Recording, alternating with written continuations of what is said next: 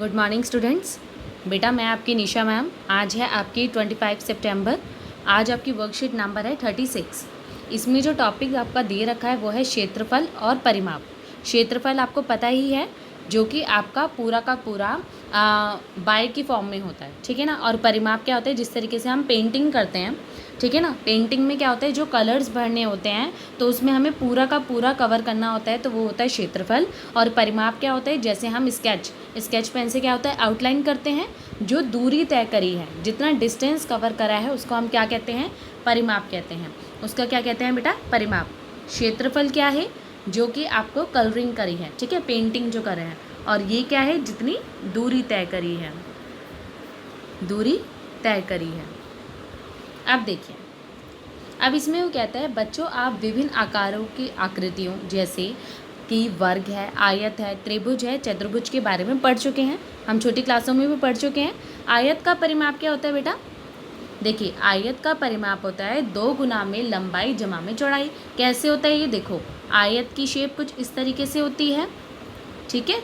ये side equal होती है और ये वाली साइड की इक्वल होती है। इसका मतलब अपोजिट साइड्स इक्वल होती हैं, ठीक है।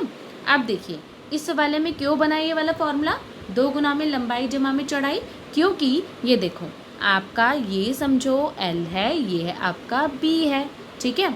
तो देखो 2 बार L आया, 2 बार B आया, ठीक है। तो क्या बन गया आपका L प्लस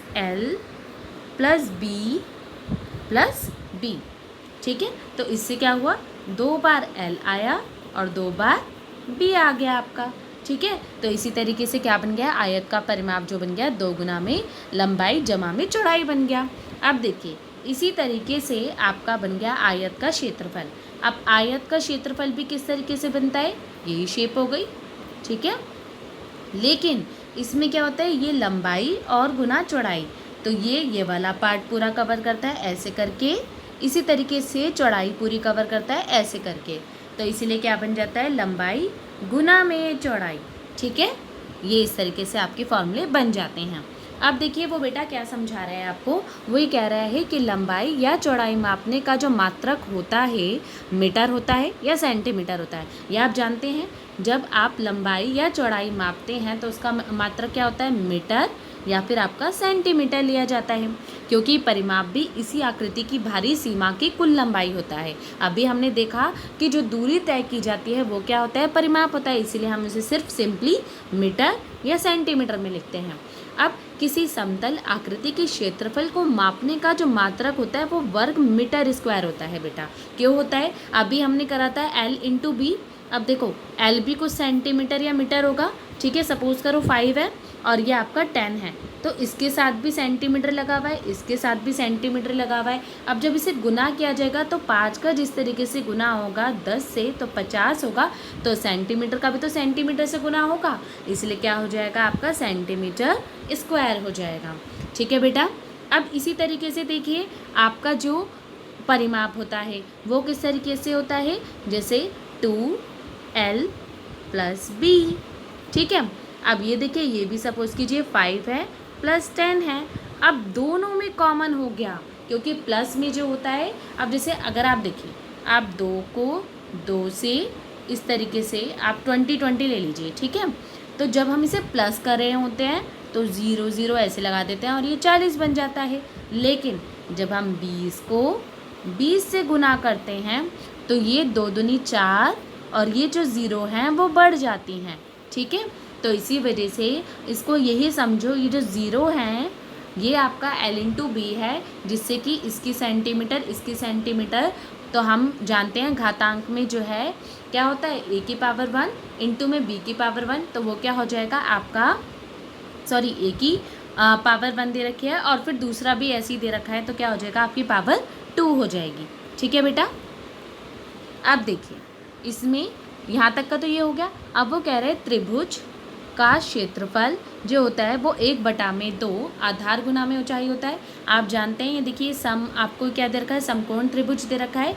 ये क्या है, इसका आधार है, ठीक है। ये क्या है, इसका आधार है और ये क्या है, आपकी ऊंचाई है। ये क्या है, ऊंचाई है, ठीक है। ये आपकी ऊंचाई दे रखी है। अब इसमें देखिए किसी त्रिभुज समबाहु त्रिभुज में क्या होता है, सारी भुजाएं बराबर होती हैं। क्या होता है, सारी भुजाएं बराबर होती हैं। तो देखिए अब इसने क्या किया हुआ है, ये भी 10 सेंटीमीटर है, ये भी 10 सेंटीमीटर है, ये भी 10 सेंटीमीटर है। ठीक है, अब अगर मैं इसमें माध्य खींच दूँ और ये परपेंडिकुलर खींचा तो ये भी 5 हो जाएगा और ये भी 5 हो जाएगा। ठीक है, अब ये देखो जैसे ये पाइथागोरस थ्योरम से आपका निकाला जा सकता है, ये आपका ए बी का स्क्वायर प्लस बी सी का स्क्वायर क्या होता है, ए सी के स्क्वायर के इक्वल होता है। अब क्योंकि इसमें अगर आपको नहीं दे रखा हो तो आपको ज़रूरत पड़ेगी तीसरी साइड निकालने की, अगर आपको ये दोनों दे रखे होंगे तो आपको कुछ निकालने की ज़रूरत नहीं पड़ेगी। लेकिन इसमें देखो ये 5 दे रखा है, ये 10 दे रखा है, तो बेटा 10 की स्क्वायर क्या आ जाएगी, माइनस में 5 की स्क्वायर, तो ये क्या हो जाएगा 100 माइनस में 25, जो कि आ जाएगा आपका 75 के बराबर में। अब देखो जो 75 होता है वो किस तरीके से करोगे आप, ये देखिए 75 है अंडर रूट में, तो देखिए ये जो फैक्टर्स होते हैं ये आपका 5 गुना 5 गुना 3, तो एक कॉमन बन गया, एक का पेयर बन गया, तो ये बाहर आ जाएगा, तो 5√3। ठीक है, तो ये आपका क्या आ जाएगा 5√3 सेंटीमीटर। तो ये अब आपको ऊंचाई मिल गई है और ये आपका आधार 10 है ही, तो क्या हो जाएगा आपका, ये देखिए तो आपका हो जाएगा 1/2 गुना में 5√3, ये क्या है ऊंचाई है और आधार क्या है 10 ही है, ये भी सेंटीमीटर और सेंटीमीटर।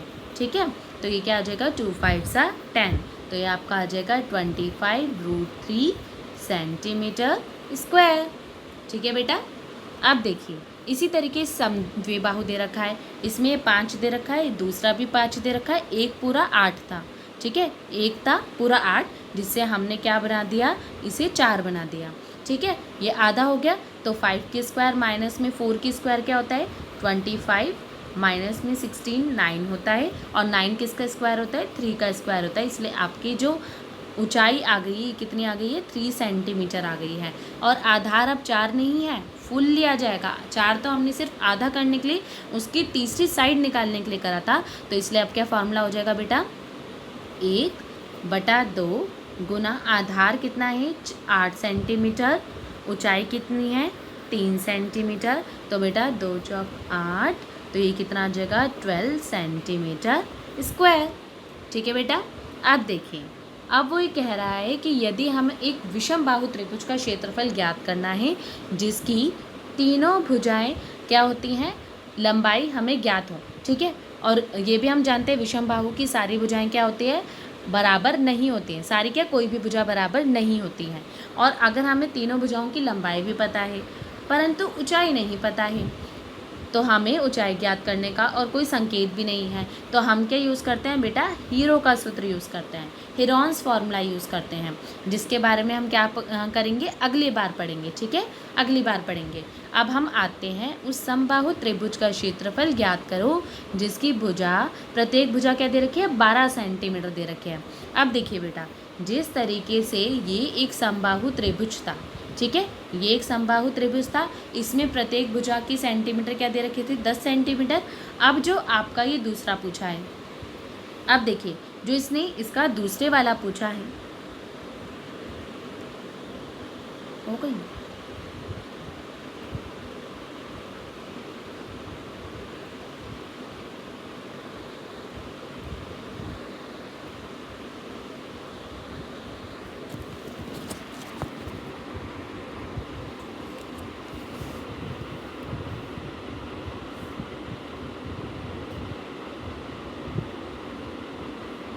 ठीक है। अब देखो इसने क्या पूछा है, ये देखिए इस वाले में जैसे इसमें 10 सेंटीमीटर दे रखा था, इसमें क्या दे रखा है बेटा आपको, इसमें दे रखा है आपको 12 सेंटीमीटर। तो देखिए ऐसे ही बना लेंगे हम अपना 12 सेंटीमीटर का। ये देखिए ये भी 12 सेंटीमीटर, ये भी 12 सेंटीमीटर, ये भी 12 सेंटीमीटर। ठीक है, अब इसको अगर हम करेंगे तो ये बन जाएगा 6 सेंटीमीटर। इसके आधार पर क्या हो जाएगा, ये देखिए इसके आधार पर क्या हो जाएगा, ये 12 का स्क्वायर माइनस में 6 का स्क्वायर, तो ये क्या हो जाएगा 144 माइनस में 36, तो ये क्या हो जाएगा 108। अब देखिए जो 108 दे रखा है, तो अंडर रूट में अंडर रूट में आपका 108 जब होगा तो ये क्या बन जाएगा बेटा, इसके फैक्टर्स करो, आपका हो जाएगा ये देखो, ये होता है आपका 12 9 ज़ा, ठीक है। 9 किसका होता है फैक्टर, 3 का होता है। ये जो होता है 4 3 ज़ा 12, 2 इंटू 2 इंटू 3, ठीक है। तो 2 2 का पेयर बन गया और 3 का पेयर बन गया, बचा क्या, ये बीच वाला 3 बच गया। तो इसलिए आपका क्या आ जाएगा, ये देखिए, इसलिए आ जाएगा आपका 6 रूट में 3। तो ये क्या बन गई, आपकी ऊंचाई आ गई है अब आपकी, ठीक है। अब अगर ये ऊंचाई आ गई है तो आप किस तरीके से निकालेंगे, 1/2 गुना में 6 रूट 3 गुना में 12। तो ये देख लीजिए 6 आ जाएगा, तो आपका 36 रूट 3 सेंटीमीटर स्क्वायर आ जाएगा, ठीक है बेटा। अब देखिए, इस समद्विबाहु त्रिभुज का क्षेत्रफल ज्ञात करो जिसकी समान भुजाएं 10 सेंटीमीटर और तीसरी भुजा कैसी दे रखी है, 16 सेंटीमीटर दे रखी है। तो देखिए, ये वाला पार्ट 10 सेंटीमीटर, ये वाला भी पार्ट 10 सेंटीमीटर, ये वाला पार्ट दे रखा है 16 सेंटीमीटर। अब इसका हाफ करेंगे तो कितना हो जाएगा, 8 सेंटीमीटर। ये तो बहुत ही ईजी ट्रिपलेट है, देखो 10 की स्क्वायर माइनस में 8 की स्क्वायर, ये क्या आ जाएगा फिर 100 माइनस में 64, तो ये कितना आ जाएगा 36, ठीक है। 36 क्या हो जाएगा आपका 6 का स्क्वायर होता है अंडर रूट में अगर हम करेंगे, तो इसलिए 6 सेंटीमीटर आपकी ऊंचाई आ जाएगी। अब आधार क्या था, 16 सेंटीमीटर था, तो इसी वजह से आपका क्या हो जाएगा, 1/2 6 सेंटीमीटर इंटू में 16 सेंटीमीटर, तो 2 3 सा आपका क्या आ जाएगा, 16 3 सा 48 सेंटीमीटर स्क्वायर। बेटा आई होप आपको समझ आया हो, ठीक है। यही आज आपकी वर्कशीट थी।